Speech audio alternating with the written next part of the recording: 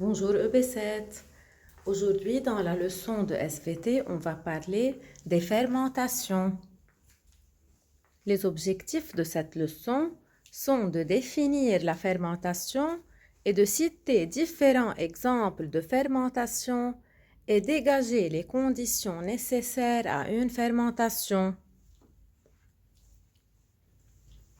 Il existe des êtres vivants microscopiques, c'est-à-dire qu'on ne voit pas à l'œil nu, qui sont capables de survivre et de se reproduire dans un milieu où il n'y a pas de dioxygène. Ces êtres vivants s'appellent les levures. Mais en présence de dioxygène, les levures respirent comme tous les autres êtres vivants. En absence de dioxygène, les levures sont capables de réaliser un phénomène qui s'appelle la fermentation. C'est quoi la fermentation? C'est un phénomène au cours duquel les levures utilisent le sucre pour se nourrir et produisent de l'alcool et du dioxyde de carbone. C'est-à-dire si dans des aliments on a des sucres, comme le glucose par exemple, les levures utilisent ce sucre et vont produire de l'alcool et du dioxyde de carbone. Premièrement, l'homme utilise la fermentation pour transformer la pâte de farine en pain. يعني تينفخ العجين. Pour préparer la pâte, il est nécessaire d'incorporer de la levure. Levure يعني خميرة. Pourquoi? Pour faire lever la pâte. Si on ne met pas de levure, la pâte ne va pas se lever. Et qu'est-ce qu'on fait après? On va couvrir la pâte pour que les levures effectuent la fermentation et non pas la respiration. منغطيهم pour que le dioxygène ne passe pas de l'air vers la pâte. إذا منخليها مكشفة, le dioxygène va pouvoir entrer et les levures vont effectuer la respiration au lieu de la fermentation et la pâte ne va pas se lever. Par suite, quand il n'y a plus de dioxygène, la levure ne peut pas respirer, alors elle va fermenter la pâte, c'est-à-dire qu'elle va transformer le sucre contenu dans la pâte en dioxyde de carbone et en alcool.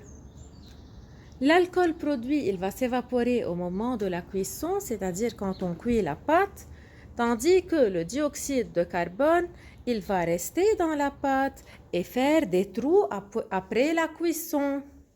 Regardez cette photo. Ça, c'est la pâte. Vous observez qu'il y a les trous. Ces trous sont dus à la présence de dioxyde de carbone au niveau de la pâte. L'homme utilise aussi la fermentation pour transformer le jus de raisin en vin. يعني نبيد. Les grains de raisin sont écrasés et maintenus dans leur jus, dans des tonneaux fermés. Écrasés يعني منمعس les grains de raisin et on les maintient dans un endroit fermé, dans des tonneaux fermés. tonneaux يعني برميل ومنسكرهم منيح. Pourquoi? Pour que le dioxygène ne puisse pas pénétrer. Après quelques semaines, le jus de raisin n'est plus sucré. Pourquoi? Où est parti le sucre? وين راح السكر? Très bien, le sucre a subi une fermentation et il s'est transformé en alcool. Mais comment ça s'est passé? Les grains de raisin sont recouverts de levure et par manque de dioxygène, car les tonneaux sont fermés, ces levures ne peuvent pas respirer, alors elles font la fermentation. Elles vont utiliser le sucre présent dans le jus de raisin pour se nourrir et le produisent de l'éthanol et du dioxyde de carbone. L'éthanol, c'est l'alcool qu'on boit. C'est un type d'alcool qu'on trouve dans le vin et l'arak. Et le dioxyde de carbone qui fait monter les peaux des grains en surface. C'est-à-dire, en surface, on va récupérer les peaux des grains, يعني القشرة تبع العنب لأنه ما بدنا إياها. Et en bas, on aura un vin, le vin يعني النبيذ يلي منه حلو. ليش؟ لأنه وين راح الحلو تبع العنب؟ Il s'est transformé durant la fermentation en alcool.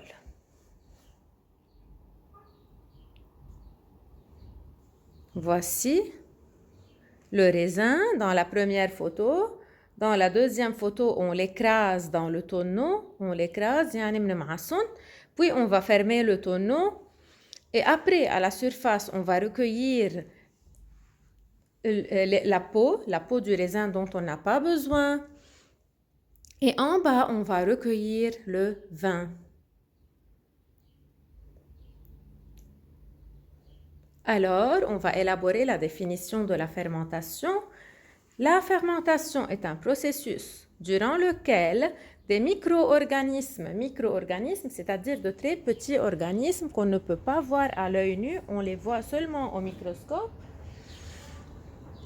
Quand ils sont privés du dioxygène, c'est-à-dire il n'y a pas de dioxygène, ils vont consommer des glucides ou bien des sucres et ils vont transformer ces sucres ou ces glucides en CO2, alcool ou acide. Voici un tableau regroupant les différents types de fermentation. La fermentation pannaire, c'est-à-dire la fermentation du pain. La fermentation alcoolique, c'est-à-dire la fermentation pour produire de l'alcool. Et la fermentation lactique que vous avez vue dans l'autre vidéo, c'est-à-dire la fermentation qui permet de transformer le lait en yaourt ou en laban.